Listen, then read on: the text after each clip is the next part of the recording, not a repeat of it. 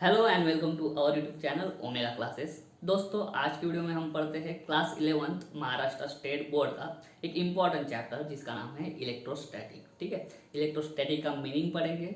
उसके आगे चार्ज क्या होता है, चार्ज जब रेस्ट में होता है तब उस पर क्या क्या असर होता है, उसकी स्टडी हम करेंगे। ठीक है, तो इलेक्ट्रोस्टैटिक का पहले मतलब समझ लेते हैं। ये दो वर्ड से बना है। ठीक है, एक है इलेक्ट्रो, एक है इलेक्ट्रो और दूसरा है स्टैटिक्स। ठीक है, अभी इलेक्ट्रो का मतलब क्या है? इलेक्ट्रो का मतलब है सिंपल इलेक्ट्रिक चार्ज। ठीक है, और स्टैटिक का मतलब आपको मालूम होगा, आप 8th स्टैंडर्ड से पढ़ते आ रहे हो। स्टैटिक मतलब स्टेशनरी, स्टैटिक मतलब स्टेशनरी। ठीक है, और या फिर उसका दूसरा नाम है रेस्ट में। तो हम इस चैप्टर में एक चार्ज के बारे में स्टडी करेंगे, लेकिन वो चार्ज जो होगा ना वो स्टेशनरी होगा या फिर रेस्ट होगा। ठीक है, तब उस चार्ज से हम क्या क्या सीख सकते हैं, कौन से कंसेप्ट उसमें आते हैं, वो सारे हम इस चैप्टर में पढ़ने वाले हैं। इसका नेक्स्ट चैप्टर जो है वो है करंट इलेक्ट्रिसिटी। करंट इलेक्ट्रिसिटी में क्या होगा ना, चार्ज जो है वो मोशन में आ जाएगा। ठीक है, तो वो दो चैप्टर है, हमें कंटिन्यूस पढ़ने पड़ेंगे। एक इलेक्ट्रोस्टैटिक और दूसरा है इसका नेक्स्ट करंट इलेक्ट्रिसिटी। इलेक्ट्रोस्टैटिक में चार्ज जो है आपका वो स्टेशनरी रहेगा, रेस्ट रहेगा, और करंट इलेक्ट्रिसिटी में चार्ज आपका फ्लो होने लग जाएगा, मोशन में आ जाएगा। तो अभी इलेक्ट्रोस्टैटिक के बारे में बात करते हैं। ठीक है, तो इलेक्ट्रोस्टैटिक्स क्या है? It is a branch of physics. एक फिजिक्स की ब्रांच है।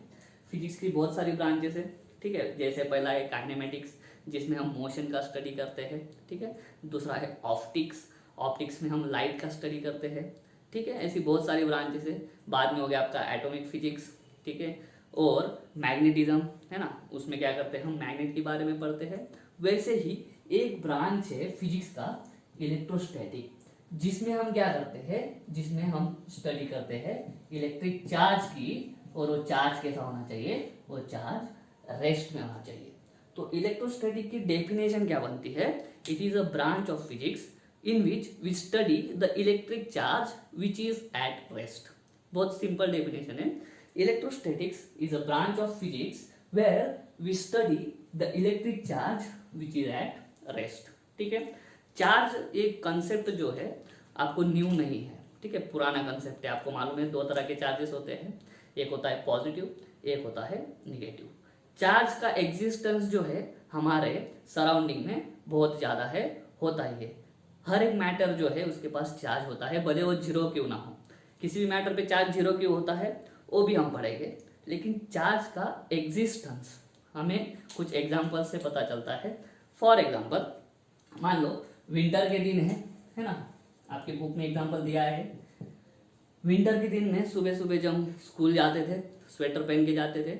स्कूल से आते वक्त दोपहर हो जाती थी, मतलब धूप निकल चुकी है, ठंडी चली गई है। ओके, तो दोपहर के टाइम में जब हम स्वेटर निकालते हैं, तो स्वेटर निकालते वक्त हमारी बॉडी और स्वेटर इनके बीच में फ्रिक्शन होता है और एक साउंड आता है जिसको बोलते हैं क्रैकलिंग साउंड, है ना, उसको बोलते हैं क्रैकलिंग साउंड, है ना। वो क्यों होता है? क्योंकि स्वेटर और हमारी बॉडी इनके बीच में फ्रिक्शन होता है, और फ्रिक्शन होने की वजह से एक टर्म है frictional electricity. Frictional electricity produce होती है, और ऊल, जो स्वेटर ऊल से बना होता है, ऊल और हमारी बॉडी इनके फ्रिक्शन की वजह से एक क्रैकलिंग साउंड आता है। और क्रैकलिंग साउंड जो है वो क्यों होता है? वो फ्रिक्शनल इलेक्ट्रिसिटी की वजह से होता है। हमारी बॉडी और स्वेटर इनके बीच में इलेक्ट्रॉन्स का आदान प्रदान होता है, लेन देन होती है। ठीक है, इलेक्ट्रॉन्स एक बॉडी देती है, दूसरी बॉडी लेती है ना, तो उसको बोलते हैं फ्रिक्शनल इलेक्ट्रिसिटी। और अगला एग्जांपल आपके बुक में दिया है क्लाउड्स का। जब रेनी सीजन होता है हम देखते हैं क्लाउड्स ट्रैवल करते हैं। ठीक है, जब दो क्लाउड्स एक दूसरे से टकराते हैं तो उन दो क्लाउड्स में भी फ्रिक्शन होता है, और उनमें जो फ्रिक्शनल इलेक्ट्रिसिटी प्रोड्यूस होती है, उस फ्रिक्शनल इलेक्ट्रिसिटी की वजह से हम देखते हैं कि आसमान में जो है वो बिजली प्रोड्यूस होती है ना। तो बिजली का प्रोडक्शन जो है वो भी क्यों है? फ्रिक्शनल इलेक्ट्रिसिटी के वजह से है।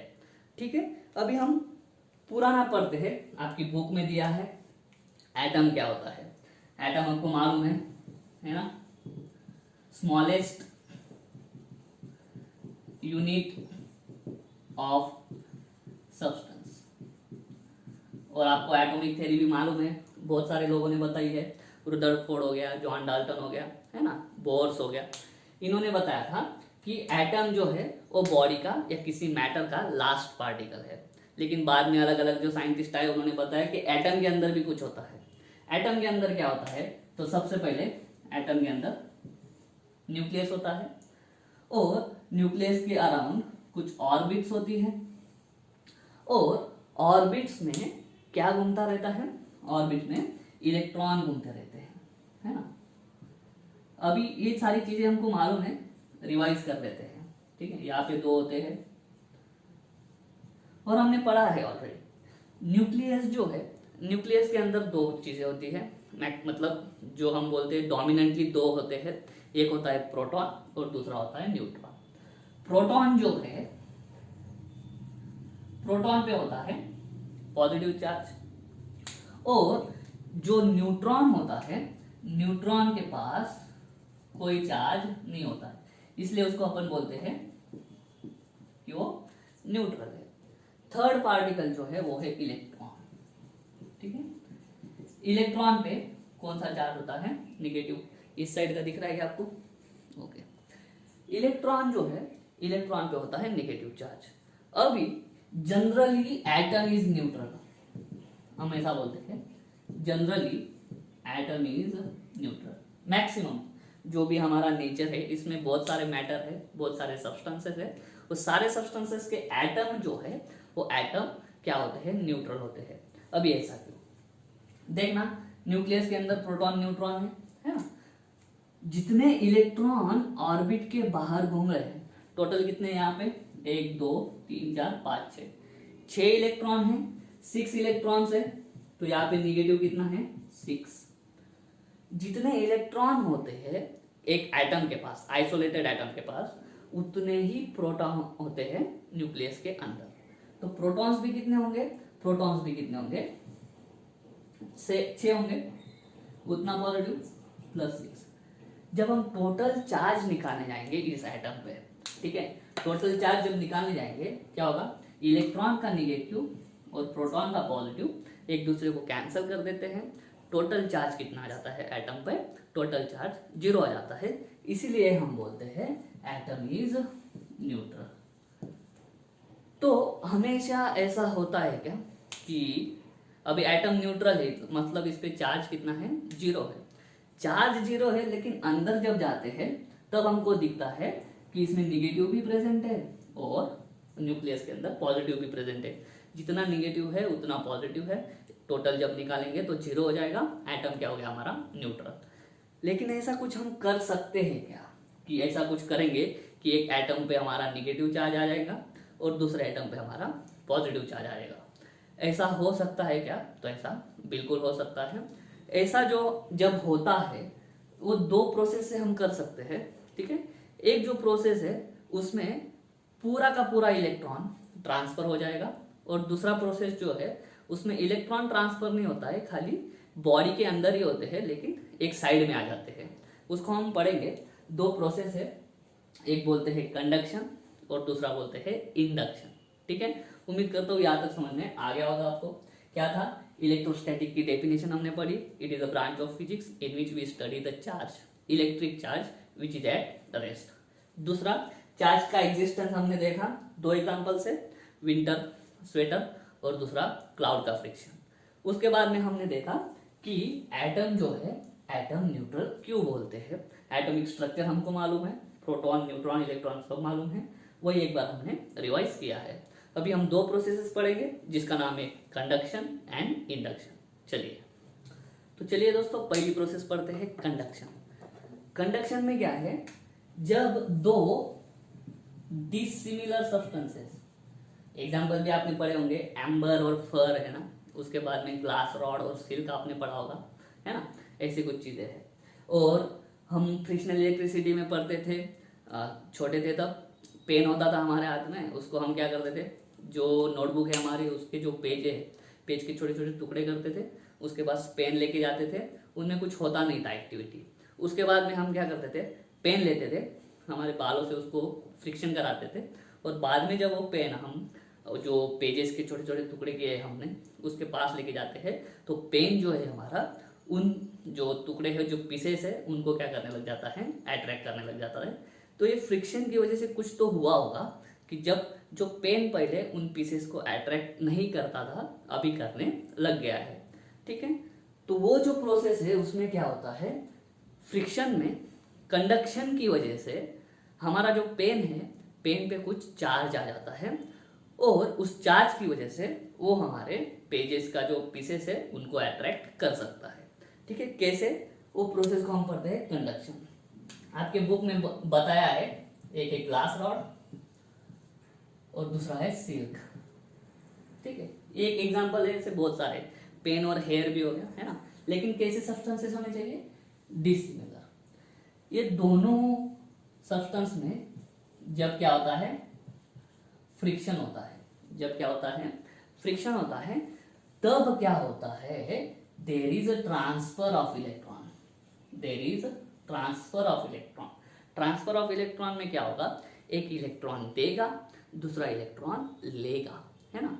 तो अभी ध्यान देना, कोई भी मैटर जो है, कोई भी मैटर वो बनता है एटम से। अभी एक मैटर है, ये दूसरा मैटर है ना, उधर का दिख रहा है आपको, ओके। इसके अंदर एटम्स है, ठीक है, इसके अंदर भी एटम्स है। इन दोनों को हमने फ्रिक्शन कराया, ठीक है। फ्रिक्शन जब होता है तब क्या होता है, transfer of electron. Transfer of electron मतलब क्या, एक देगा दूसरा लेगा। अभी मान लो इसने क्या करे, इसको 10 इलेक्ट्रॉन दे दिए, 10 इलेक्ट्रॉन दे दिए, और इसने क्या करा, इसने 10 इलेक्ट्रॉन ले लिए। अभी ध्यान से देखना, यहाँ पे एक चीज होती है, ट्रांसफर किसका होता है, transfer only electrons can be transferred. अभी इलेक्ट्रॉन्स ही क्यों ट्रांसफर्ड होते हैं, क्योंकि न्यूक्लियस के अंदर प्रोटॉन और न्यूट्रॉन होते हैं। ये न्यूक्लियस है, इसके अंदर प्रोटॉन न्यूट्रॉन बड़े बड़े हैं। ये प्रोटॉन और न्यूट्रॉन के बीच का फोर्स इतना जबरदस्त होता है, स्ट्रॉन्ग न्यूक्लियर फोर्स उसको बोलते हैं, ठीक है, स्ट्रॉन्ग न्यूक्लियर फोर्स। ये स्ट्रॉन्ग न्यूक्लियर फोर्स बहुत ही ज्यादा स्ट्रॉन्ग होता है। और ये जो बाहर का इलेक्ट्रॉन है, इलेक्ट्रॉन और न्यूक्लियस, इनके बीच का फोर्स उतना ज्यादा स्ट्रॉन्ग नहीं होता है, ठीक है। कौन सा इलेक्ट्रॉन, चलो ये तो पहली ऑर्बिट है, इसमें चलो मान लेते हैं कि फोर्स स्ट्रॉन्ग था। लेकिन जैसे जैसे ऑर्बिट का नंबर बढ़ता है, ये जो लास्ट ऑर्बिट में जितने भी इलेक्ट्रॉन्स हैं, ठीक है, डिस्टेंस बढ़ गया, न्यूक्लियस और इलेक्ट्रॉन के बीच का डिस्टेंस बढ़ गया। डिस्टेंस जैसे बढ़ते जाता है वैसे फोर्स जो है इस इलेक्ट्रॉन और इस न्यूक्लियस के बीच का, वो फोर्स की वैल्यू बहुत कम होती जाती है। लेकिन ये न्यूक्लियस के अंदर जो प्रोटॉन और न्यूट्रॉन है उनको बाइंड करने वाला जो फोर्स है वो होता है स्ट्रॉन्ग न्यूक्लियर फोर्स। तो जब भी एक बॉडी या दूसरे बॉडी के बीच में जो भी रिएक्शन हो, कुछ भी रिएक्शन हो, कुछ भी एक्शन हो, फ्रिक्शन हो, केमिकल रिएक्शन हो, जो कुछ भी हो, ठीक है, उसमें ट्रांसफर सिर्फ और सिर्फ इलेक्ट्रॉन का होता है, ठीक है। तो ये जब फ्रिक्शन हुआ तब क्या हुआ, इस बॉडी ने 10 इलेक्ट्रॉन दे दिए, ठीक है। मान लो पहले इसके पास में 100 प्रोटॉन थे, तो एग्जैक्टली कितने होंगे इलेक्ट्रॉन भी, 100 ही होंगे, ठीक है। लेकिन और इसको मान लो 50 प्रोटॉन थे और इलेक्ट्रॉन भी कितने होंगे, 50 ही होंगे, 50 होंगे। जैसे ही फ्रिक्शन हो जाएगा, फ्रिक्शन के बाद क्या होता है, 10 इसने दे दिए, 10 दे दिए इलेक्ट्रॉन, तो अभी इलेक्ट्रॉन कितना हो गया, अभी इलेक्ट्रॉन हो गया 90। अभी इलेक्ट्रॉन कितने हो गए, 90। पहले इसके पास 50 इलेक्ट्रॉन थे, इसने 10 ले लिए, इसने 10 ले लिए, तो 50 का कितना हो जाएगा, 60। अभी ध्यान से देखो, अभी क्या होगा, निगेटिव कितने हैं, 90, पॉजिटिव कितने हैं, 100। तो टोटल चार्ज इस बॉडी पे कितना हो जाएगा, टोटल चार्ज इस बॉडी पे हो जाएगा +10। समझ में आ रहा है, 100 पॉजिटिव, उसमें से 90 निकाल दो, क्योंकि 90 क्या है, निगेटिव। तो टोटल चार्ज कितना बचता है, 10 बचता है, और भी कितना, पॉजिटिव। प्रोटॉन का नंबर ज्यादा हो गया ना, अभी इलेक्ट्रॉन का कम हो गया, तो निगेटिव कम हो गया, पॉजिटिव बढ़ गया। अभी इसमें पॉजिटिव कितना है, 50, ठीक है, प्लस निगेटिव कितना है, 60, तो इस पे कितना चार्ज आ गया, इस पे चार्ज आ गया -10। तो जब भी दो डिसिमिलर बॉडीज के बीच में फ्रिक्शन होता है। फ्रिक्शन में क्या होता है, इलेक्ट्रॉन का ट्रांसफर होता है। एक बॉडी इलेक्ट्रॉन देगी, दूसरी बॉडी इलेक्ट्रॉन्स लेगी। जो बॉडी इलेक्ट्रॉन डोनेट करती है उस पे क्या आता है, पॉजिटिव चार्ज। इसने इलेक्ट्रॉन डोनेट कर दिए, दे दिए, तो इस पे फाइनली कितना चार्ज आ गया, पॉजिटिव चार्ज आ गया। और जो बॉडी इलेक्ट्रॉन लेगी उस पे कितना चार्ज आएगा, नेगेटिव। ये बॉडी कितना चार्ज लेगा, सॉरी कितना इलेक्ट्रॉन लेगी, जितना ये देगी, तो इस पे जितना पॉजिटिव आएगा उतना ही इक्वल इस बॉडी पे क्या आएगा, नेगेटिव चार्ज आ जाएगा। ठीक है, तो जो इलेक्ट्रॉन्स को रिसीव करेगी उस पे क्या आ जाएगा, उतना ही मतलब सेम इक्वल नेगेटिव चार्ज आ जाएगा। तो इस प्रोसेस में क्या हुआ, फ्रिक्शन प्रोसेस में क्या हुआ, इलेक्ट्रॉन्स का एक्चुअल ट्रांसफर हो गया, इलेक्ट्रॉन्स का एक्चुअल ट्रांसफर हो चुका। ऐसी जो प्रोसेस है जिसमें दोनों बॉडीज पे कुछ ना कुछ चार्जेस डेवलप होते हैं फ्रिक्शन की वजह से, उस प्रोसेस को हम बोलते हैं कंडक्शन। उम्मीद करता हूं समझ में आ गया होगा। तो कंडक्शन प्रोसेस क्या है, when two dissimilar substances are rubbed with each other then due to friction there is a transfer of electrons, from one body to another. Due to this transfer of electron, the body which donates electron gets positively charged and body which receives the electrons gets negatively charged or equally negatively charged. जो body donate कर देगी electrons को उस पे positive charge आ जाएगा, ठीक है, और जो इलेक्ट्रॉन्स को रिसीव करेगी उस पे इक्वल नेगेटिव चार्ज आएगा, उतना ही नेगेटिव चार्ज आ जाएगा। इसमें एक्चुअल ट्रांसफर हुआ, ठीक है, इसमें इलेक्ट्रॉन्स का एक्चुअल ट्रांसफर हुआ। ऐसी प्रोसेस को हम बोलते हैं कंडक्शन प्रोसेस। उम्मीद करता हूँ समझ में आ गया होगा। नेक्स्ट जो प्रोसेस है वो है इंडक्शन, ठीक है, वो पढ़ते हैं दोस्तों। नेक्स्ट प्रोसेस जो है वो है इंडक्शन का प्रोसेस। इसमें क्या होता है मैं पहले बता देता हूँ आपको। मान लो एक कंडक्टर है, ये क्या है, एक कंडक्टर है, ठीक है, और एक दूसरी बॉडी है, कंडक्टर ही होगी, लेकिन इस बॉडी पे कुछ चार्ज है, मान लो 10 कूलम चार्ज इस पे, 2 3 4 5 6 7 8 9 10 11 मान लो 12 कूलम चार्ज इस पे। अब ये पॉजिटिव चार्ज क्यों आया इस बॉडी पे, उससे हमको कुछ लेना देना है नहीं।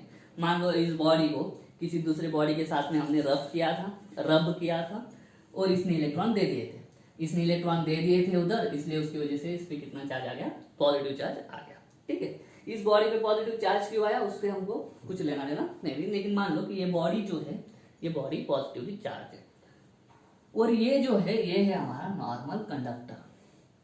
तो इंडक्शन प्रोसेस में क्या होता है, जब इस बॉडी को हम इस बॉडी के साथ में सिर्फ रखते हैं, उनके बीच में कांटेक्ट नहीं करेंगे, फ्रिक्शन नहीं करेंगे, सिर्फ और सिर्फ हम क्या करेंगे, एक चार्ज्ड बॉडी है उसके पास में हम क्या लेके आएंगे, एक कंडक्टर लेके आएंगे। इंसुलेटर सेमीकंडक्टर नहीं चलेंगे, क्या लेके आएंगे हम, कंडक्टर लेके आएंगे।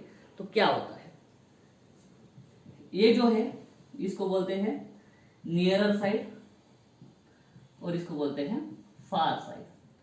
नियर मतलब करीब वाली साइड, फार मतलब दूर वाली साइड। ये कंडक्टर का ये जो साइड है इस बॉडी के करीब है इसलिए ये नियरर हो गई, ये वाली जो साइड है इस बॉडी से दूर है इसके लिए होगी फार साइड। अभी क्या होता है, ये जो नियरर साइड है ना, नियरर साइड पे इस बॉडी पे कौन सा चार्ज है, पॉजिटिव, उतना ही नेगेटिव चार्ज इस पे डेवलप हो जाएगा इस साइड पे, नियरर साइड पे, ठीक है। वैसा क्यों होता है वो भी मैं आपको बताऊंगा, ठीक है। मान लो ये +12 है तो यहाँ पे इक्वल -12 बन गया।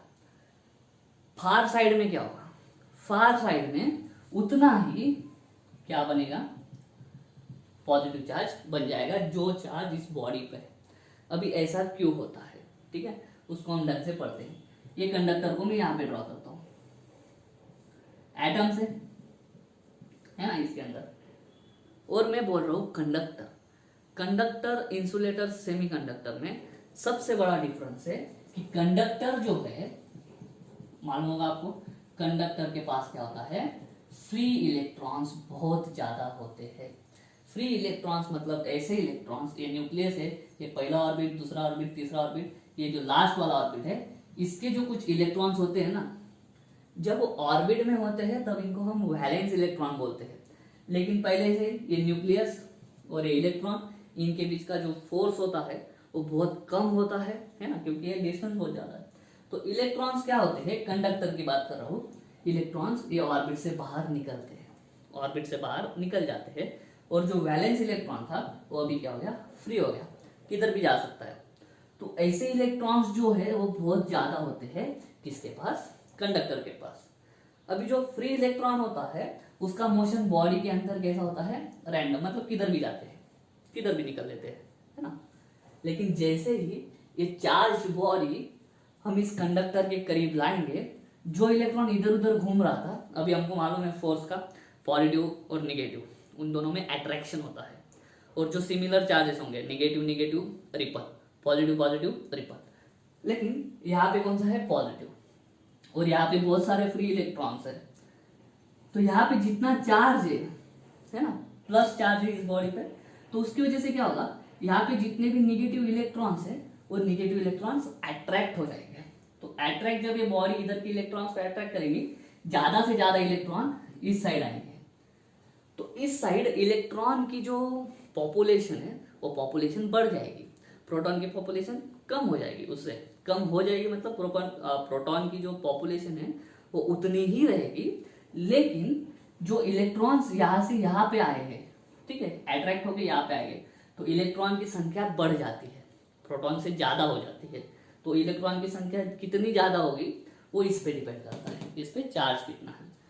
तो बहुत सारे इलेक्ट्रॉन्स इधर आ गए, तो इलेक्ट्रॉन्स अगर इधर आ गए तो इलेक्ट्रॉन पे निगेटिव चार्ज होता है, तो यहाँ पे निगेटिव ज्यादा हो जाएगा, पॉजिटिव कम हो जाएगा। तो इस साइड पे कौन सा चार्ज डेवलप हो जाएगा, निगेटिव चार्ज डेवलप हो जाएगा। अभी इस साइड के बारे में बात करते हैं। इस साइड पे जितने भी इलेक्ट्रॉन्स थे, है ना, उसमें से बहुत सारे फ्री इलेक्ट्रॉन्स को क्या करा, इस बॉडी ने अट्रैक्ट कर लिया। तो इस कंडक्टर के इधर के साइड की इलेक्ट्रॉन की पॉपुलेशन कम हो गई।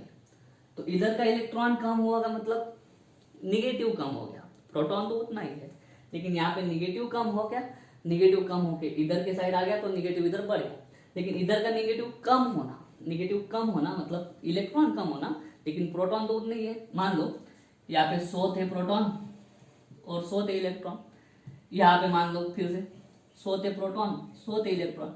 ये बॉडी जैसे ही इसके पास लाई, फ्रिक्शन नहीं करना है, करीब लेके आ गए हम, तो क्या होगा, इधर के इलेक्ट्रॉन इधर निकल लिए। मान लो 12 है ना, तो यहाँ से 12 इलेक्ट्रॉन इधर निकल लिए, 12 इधर निकल लिए तो इलेक्ट्रॉन यहाँ पे 88 हो गए। और यहाँ पे कितने हो गए, इधर के साइड कितना हो गया, 112। तो यहाँ पे निगेटिव बढ़ गया, निगेटिव कितना, 112 माइनस, प्रोटॉन तो 100 ही है, उतनी ही है, -12 इधर चार्ज आ जाएगा। और इधर के इलेक्ट्रॉन इधर आ गए, इधर के 12 इलेक्ट्रॉन इधर ट्रांसफर हो गए बॉडी के अंदर ही, उसी कंडक्टर के अंदर ही। तो इधर के साइड 88 रहे, प्रोटॉन तो उतना ही है, -88 प्लस 100 करो कितना, +12। तो फार साइड में, मतलब दूर की साइड में, इस बॉडी पे जितना चार्ज है उतना ही चार्ज इस कंडक्टर के फार साइड पे डेवलप होगा, पोलैरिटी भी सेम। पोलैरिटी सेम मतलब ये पॉजिटिव है तो ये भी पॉजिटिव है। लेकिन नियरर साइड जो है, नियरर साइड पे इस बॉडी पे जितना चार्ज है उतना ही अपोजिट चार्ज डेवलप होगा। अपोजिट चार्ज मतलब क्या, अगर इस बॉडी पे निगेटिव चार्ज होता तो इधर के साइड पॉजिटिव हो जाता और इधर के साइड वापस निगेटिव हो जाता। समझ में आ रहा है आपको। तो इस बॉडी पे जितना चार्ज है उसका अपोजिट चार्ज डेवलप होगा उतना ही, लेकिन इस साइड पे, नियरर साइड पे। और इस बॉडी पे जितना चार्ज है उतना ही चार्ज, सेम पोलैरिटी वाला चार्ज डेवलप होगा बॉडी के दूर के साइड पे।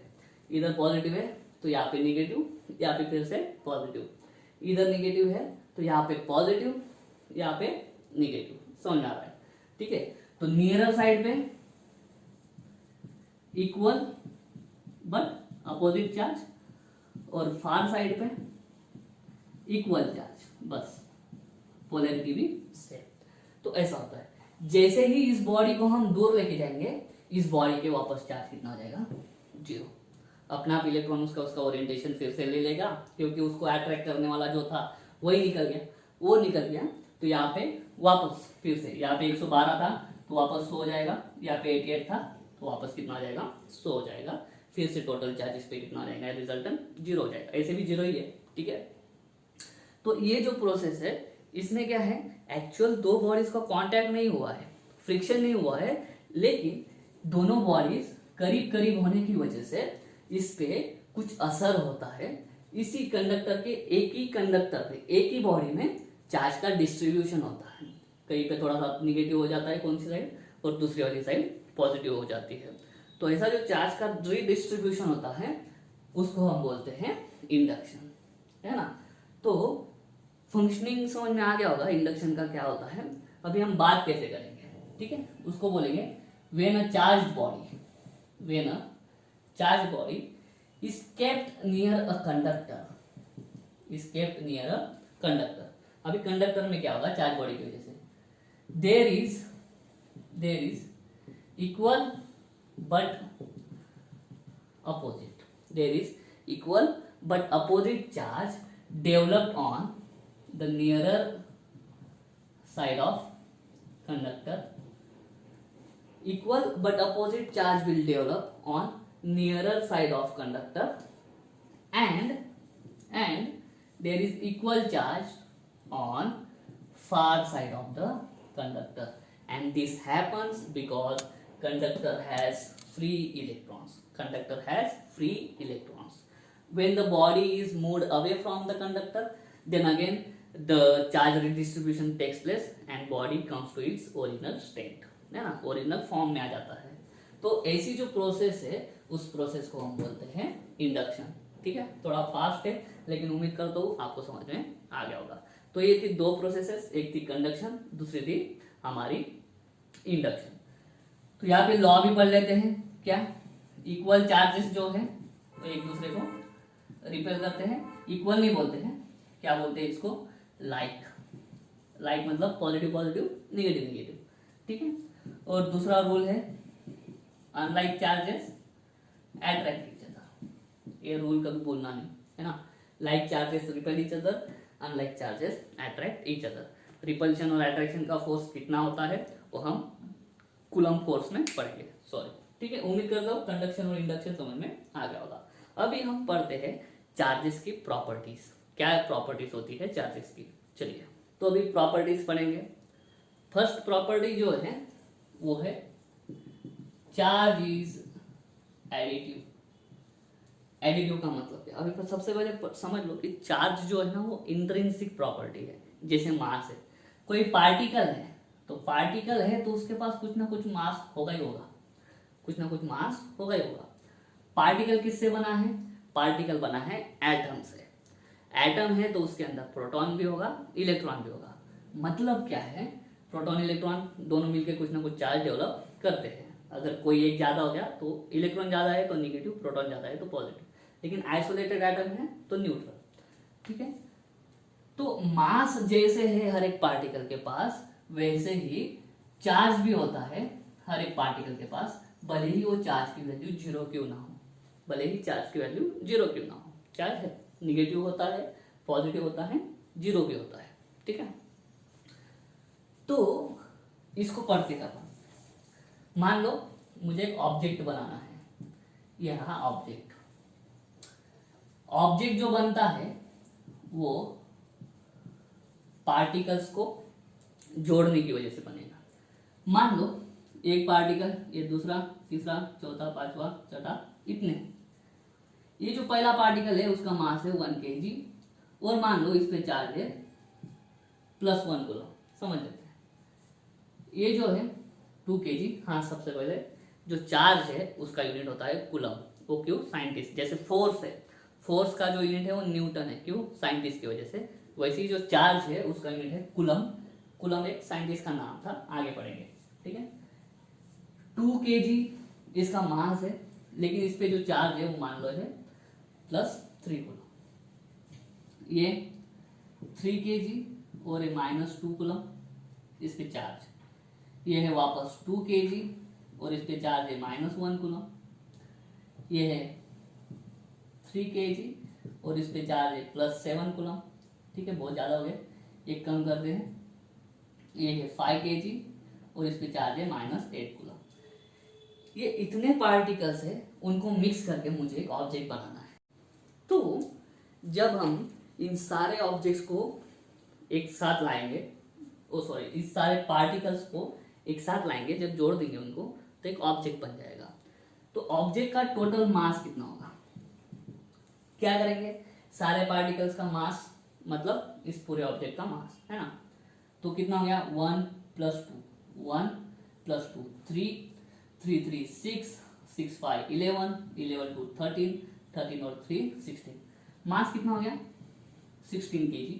अभी ध्यान देना, इस ऑब्जेक्ट पे चार्ज कितना होगा, इस ऑब्जेक्ट पे चार्ज कितना, पहले पे कितना है +1 कूलम, दूसरे पे कितना है +3 कूलम, तीसरे पे कितना है -2 कूलम है ना, चौथे पे कितना है -8 कूलम, इस पे कितना है -1 कूलम, इस पे कितना है +7 कूलम। टोटल ऐड करो कितना है 1 + 3 4 4 - 2 2 -8 -6 -1 -7 -7 + 7 0 0 हो गया। ठीक है, चलेगा है ना। तो यहाँ पे देखना, जो मास है वो मास ऑलवेज क्या होता है पॉजिटिव, ऑलवेज पॉजिटिव। जब दो या दो से ज्यादा पार्टिकल्स को हम कंबाइन कर देंगे, उससे जो ऑब्जेक्ट बनेगा, उस ऑब्जेक्ट का मास जो है वो ऑलवेज पॉजिटिव आएगा। ठीक है, मास कभी भी नेगेटिव नहीं होता है। लेकिन चार्जेस का, अभी मान लो ये -8 की जगह पे मान लो -10 था। ठीक है, तो ये -8 की जगह पे मैं यहाँ पे क्या लिख दूँ -10। अभी करो 4 - 2 कितना 2 2 - 10 -8 -1 -9 +7, अभी कितना हो जाएगा -2 कूलम। तो ये जो चार्ज है, जो फाइनल चार्ज बनेगा ऑब्जेक्ट पे, वो 0 भी हो सकता है, अभी देखा, माइनस भी हो सकता है और प्लस भी हो सकता है। मान लो ये जो है ये +10 है, ये कितना है +10। अभी करो 3 + 1 4 4 - 2 2 2 + 10 12 11 11 और 7 कितना और 18। तो निगेटिव भी हो सकता है, पॉजिटिव भी हो सकता है। ऐसा क्यों होता है? क्योंकि जब हम चार्ज ऐड करते हैं तो चार्ज को हम उसके पोलैरिटी के साथ ऐड करते हैं। किसके साथ ऐड करते हैं? पोलैरिटी। पोलैरिटी मतलब वो प्लस है कि माइनस है, उसका साइन बहुत जरूरी है, ध्यान में रखना। नहीं तो बोलेंगे हम ये क्या है 1 है 3 है 2 है 10 है 1, ऐसा नहीं। चार्ज का साइन देखना बहुत ज्यादा जरूरी है, साइन के साथ ऐड करना। जब चार्जेस को आप ऐड करोगे तो उनकी साइन के साथ ऐड करना। निगेटिव है तो निगेटिव लिखो, पॉजिटिव है तो पॉजिटिव लिखो। ठीक है, तो ये है चार्ज की एडिटिव प्रॉपर्टी। तो हम सिंपली ऐसा बोल सकते हैं इसमें, electric charges can be added like mass. जैसे हम मास ऐड करते हैं वैसे ही हम इलेक्ट्रिक चार्ज को भी ऐड कर सकते हैं। But while adding the charges polarity should be consider और sign should be consider. Take care, जब भी चार्ज को हम ऐड करेंगे केयर क्या लेनी है, वो चार्ज का साइन क्या है वो हमको देखना है और उसके बाद में चार्जेस की एडिशन करनी है। बहुत सिंपल है, छोटे छोटे प्रॉब्लम आ सकते हैं। 3 पार्टिकल देंगे, इस पे -1 कूलम, इस पे -2 कूलम, इस पे +4 कूलम। इसका ऑब्जेक्ट बनाया, ऑब्जेक्ट पे टोटल चार्ज कितना -1 -2 -3 +4 कितना +1 कूलम, इस पे चार्ज हो गया। तो चार्जेस ऐड करते वक्त, चार्ज एडिटिव है, ठीक है, स्केलर क्वांटिटी है, लेकिन ऐड करते वक्त उसको हमें क्या करना है, उसका साइन हमको क्या करना है, कंसिडर करना है। तो ये हो गया चार्ज का एडिटिव प्रॉपर्टी। जब मासेस ऐड होंगे तो फाइनल मास आएगा ऑलवेज पॉजिटिव, ऑलवेज पॉजिटिव। लेकिन जब चार्जेस ऐड होंगे तो चार्जेस, फाइनल चार्ज 0 भी आ सकता है, फाइनल चार्ज पॉजिटिव भी आ सकता है ऑब्जेक्ट पे, और फाइनल चार्ज नेगेटिव भी आ सकता है। सही है, तो ये हो गया चार्ज की एडिटिव प्रॉपर्टी। अभी नेक्स्ट पढ़ते हैं क्वांटाइजेशन। ठीक है, क्वांटाइजेशन क्या होता है वो हम पढ़ते हैं सीईटी पे।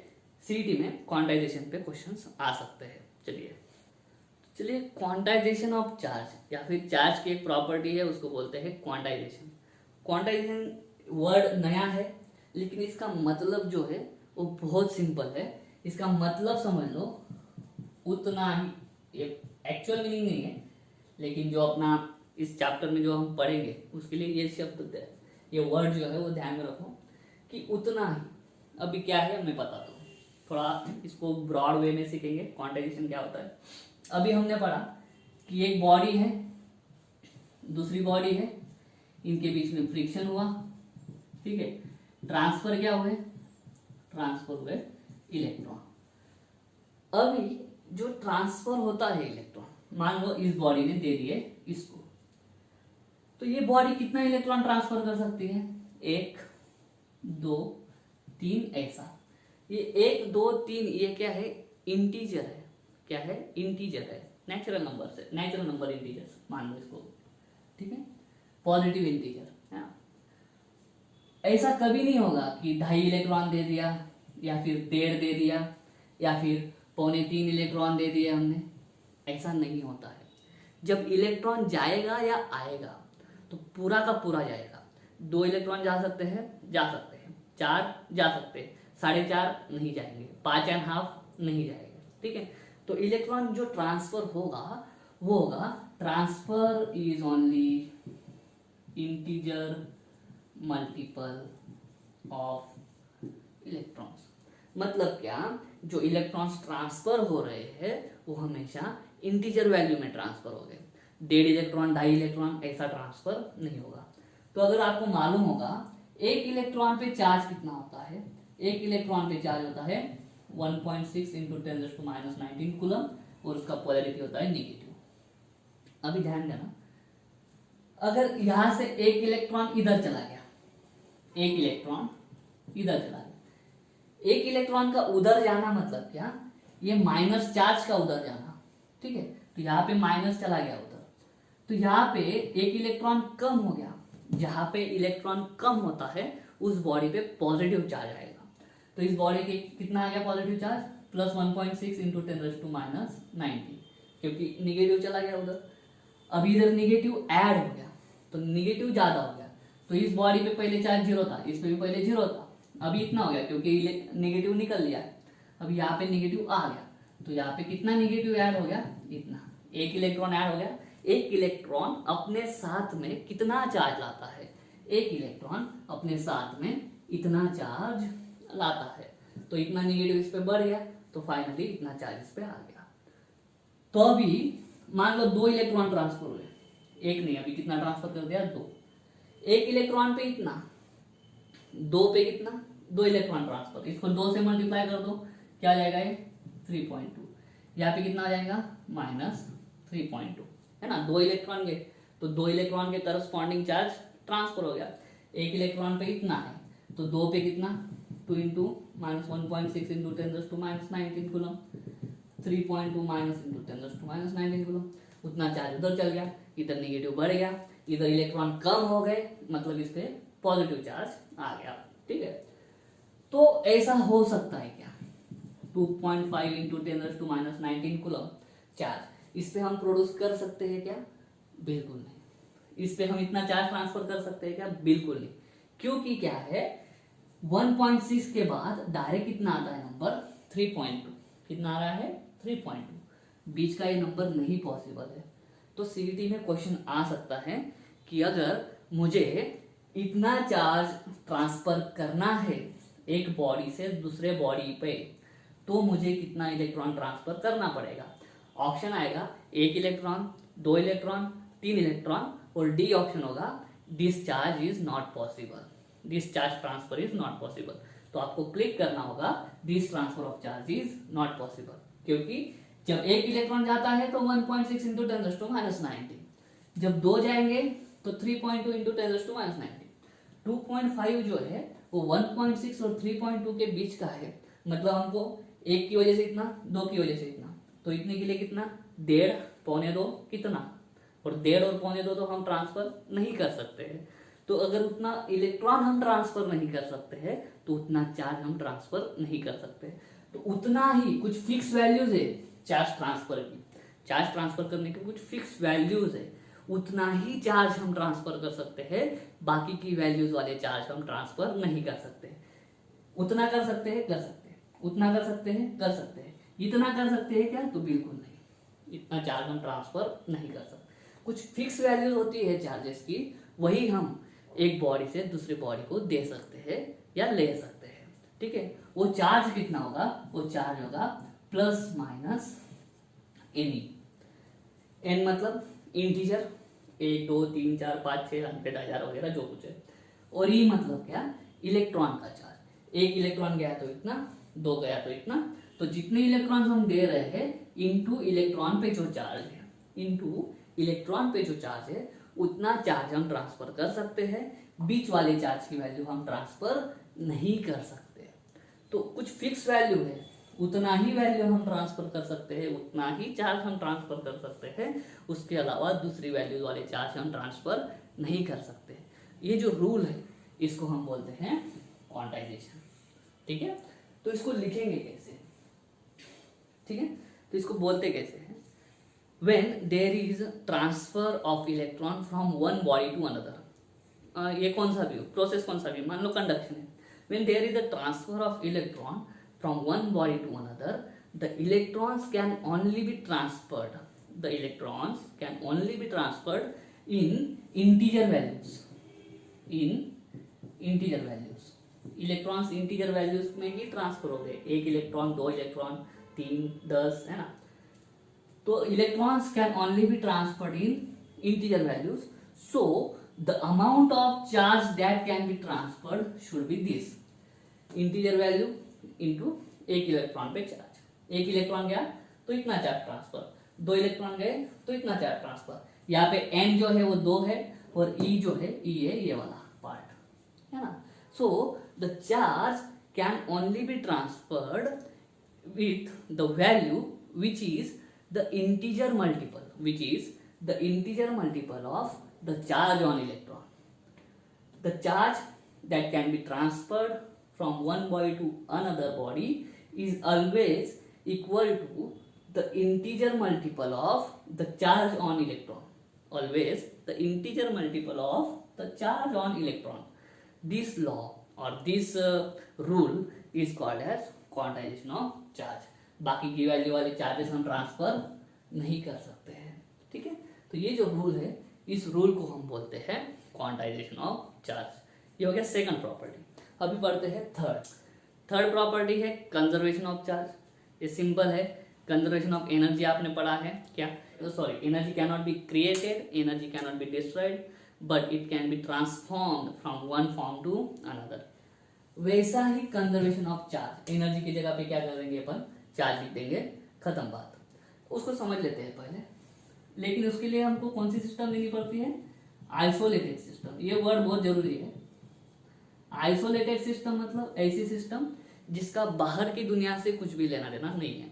मान लो एक सिस्टम है जिसमें सिर्फ 2 बॉडीज है।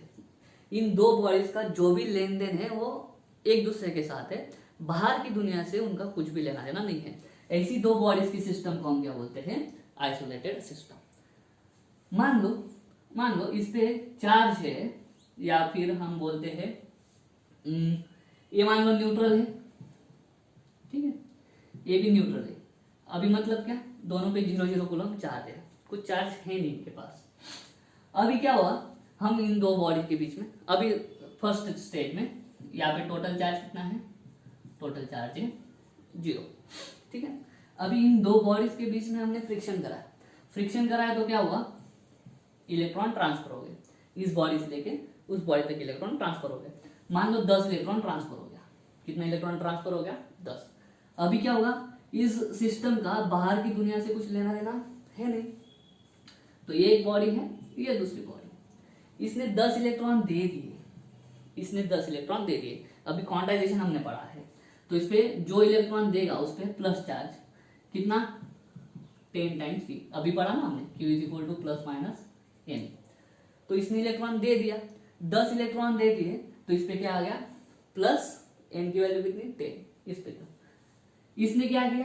10 इलेक्ट्रॉन ले लिए। अब ये आइसोलेटेड सिस्टम है, तो इलेक्ट्रॉन बाहर की दुनिया में नहीं जाएंगे, इलेक्ट्रॉन जो ट्रांसफर होगा इन दोनों के बीच में होगा।